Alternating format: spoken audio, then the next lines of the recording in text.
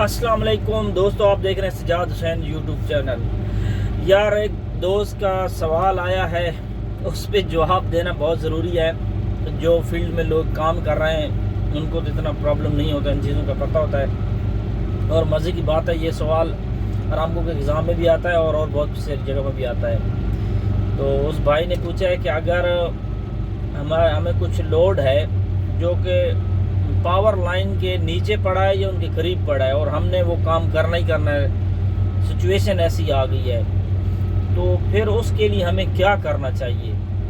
तो ये उसने सवाल पूछा है, इस पे उसने कहा कि वीडियो बना दो। तो मैंने थोड़ा डिटेल में समझा दूं, क्योंकि जो भाई इस फील्ड में अपनी क्रेन ऑपरेटिंग में नए आते हैं तो उनको इन चीज़ों के में थोड़ा ज़्यादा प्रॉब्लम होती है, थोड़ा इन चीज़ों पर इतना अवेयरनेस नहीं होती। ठीक है, तो भाईजान, आपको क्रेन जब आपने पावर लाइन के नज़दीक करनी है तो सबसे पहले आपको ये भी पता होना चाहिए कि पावर लाइन आपकी कौन सी है, कितने हाई वोल्टेज की हैं। समझो 1,25,000 हाई वोल्टेज रहती हैं या उससे कम वाली हैं, और उसके हिसाब से फिर आपने फासला डिसाइड करना होता है। ठीक है, ये जो मैं लीगल प्रोसेस बता रहा हूँ कि जैसे आरामको में कहते हैं ना कि इतना वोल्टेज के पावर लाइन में से इतना फासला होना चाहिए। ठीक है, तो जो 1,25,000 जो हाई वोल्टेज की पावर लाइंस हैं उनका जो फासला है वो अराउंड 15 से 20 में होना चाहिए, फीट में।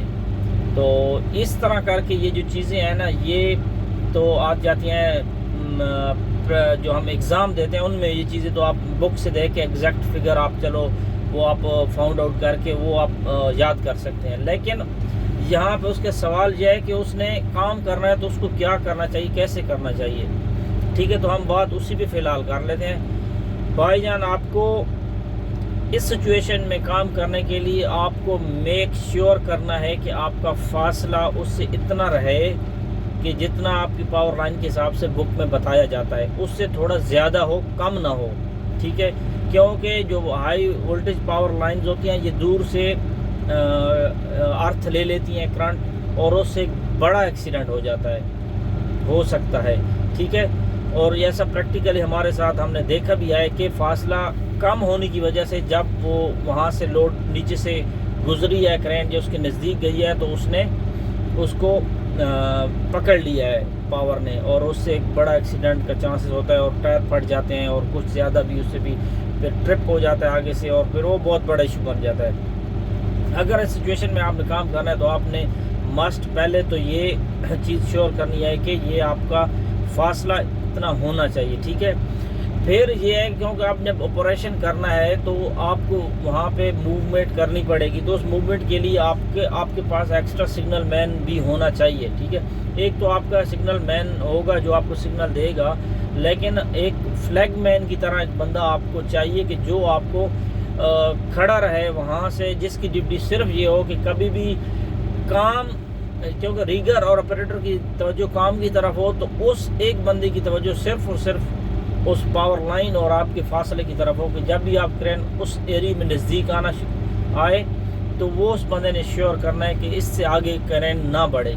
इसके लिए एक एप्लीकेशन होती है मोबाइल क्रेन के अंदर, जिससे लिमिट्स के नाम से एप्लीकेशन होती है, एक ऑप्शन दिया हो जाता है जो लिमिट्स हम डिसाइड करते हैं कि क्रेन इतने एरिया में डाउन नहीं जाए, इतने एरिया से आगे रुक जाए ऑटोमेटिकली, इतने एरिया के बाद स्विंग ना हो। वो इसीलिए होती है कि वहाँ पे आगे इलेक्ट्रिक पावर लाइन्स हैं और आपने उनके साथ काम करना है, लेकिन आपने एक सेफ़ एरिया डिसाइड कर लिया है कि इससे आगे हम नहीं जाना और जहाँ तक हमारा ये काम हो जाएगा। तो उस सूरत में आप क्या करना है कि आपने उस जगह पे वो लिमिट्स लगा देनी है। जब भी क्रेन का बूम डाउन 40 में या 50 में जाएगा तो उससे ज़्यादा डाउन नहीं होगा। रेडियस, उसमें रेडियस डिसाइड होता है। रेडियस जैसे 20 मीटर में है और आगे 5 मीटर आगे 25 मीटर पे पावर लाइन्स हैं, तो जो 5 मीटर का वो डिस्टेंस होगा उसको आप मेंटेन कर लेंगे कि हमारा रेडियस 20 से नहीं बढ़ना चाहिए। तो वो उससे कंप्यूटर में ये ऑप्शन होता है, आप वहाँ से ये चीज़ डिसाइड कर सकते हैं, तो वो उस तरफ आप जा सकते हैं। लेकिन उससे भी बेहतर ये है कि आपके पास एक्स्ट्रा सिग्नल मैन या फ्लैग मैन होना चाहिए जो मेक श्योर इस चीज़ को करे कि आपका जो उसको रेड जोन ही कहेंगे कि वो इलेक्ट्रिक पावर लाइन वाली जो जोन है उसमें क्रेन ना जाए। آپ کا ریگر آپ کو سگنل دینا، اور آپ نے جہاں پہ کرین پوزیشن کرنی ہے اور آپ نے گراؤنڈنگ ضرور کرنی ہے. ایک تو خراب موسم میں بھی گراؤنڈنگ ضرور کرنی ہے، اور آپ نے ویسے بھی ایس ایریا میں نزدیک کرنے سے کہیں سے بھی تھوڑا سا بھی ارتھ آئے تو آپ کی گراؤنڈنگ ہونی چاہیے. اور گراؤنڈنگ پہ پہلے آلریڈی میں ویڈیو بنا چکا ہوں. اور یہ اگر آپ کہتے ہیں نا کہ آپ کے پاس اور کوئی آپشن نہیں ہے، گراؤنڈ آپ کے پاس وہ سیف ڈسٹنس نہیں ہے، بالکل آپ کی پاور لائن کے نزدیک ہی کام ہے، تو پھر آپ یہ رسک نہیں لے سکتے. آپ کو میک شیور کرنا ہے آپ کا فاصلہ جو بک میں بتایا گیا ہے اتنا ہونا چاہیے. اگر وہ نہیں ہے تو آپ کو لازماً وہ ورک کا کوئی دوسرا وے دیکھنا پڑے گا، یا وہ آپ کو لائن ہے جو پاور لائن وہ آپ نے پھر پروسیس ہے اس کا پرمٹ لے کے اس کو آپ کو وہ لائن بند کروانی پڑے گی، اور پھر تبھی آپ یہ لفٹنگ کر سکتے ہیں. ادروائز آپ یہ رسک نہیں لے سکتے، کیونکہ اگر فاصلہ کم ہوتے گیا اور دور سے آپ کو یہ ارتھ لگا اور یہ اس سے ایک بڑا ایکسیڈنٹ ہونے کا چانس ہوتا ہے. تو یہ رسک آپ اس طرح نہیں لے سکتے. اتنا ہی لے سکتے ہیں جتنا لیگلی بکس میں یا جہاں کہیں بھی یہ چیز بتائی ہوتی ہے وہاں پہ وہ سیف، مجھے ایگزیکٹ فگر یاد نہیں ہے، میٹر بتائے ہوتے ہیں، تو وہ آپ نے میک شیور کرنے ہیں. اگر وہ ہیں اس سے زیادہ تو پھر آپ اس ایریا میں ایکسٹرا سگنل مین، فلیگ مین کھڑا کر کے آپ ایک سیف طریقے سے یہ کام کر سکتے ہیں. ادروائز آپ ایسا نہیں کر سکتے.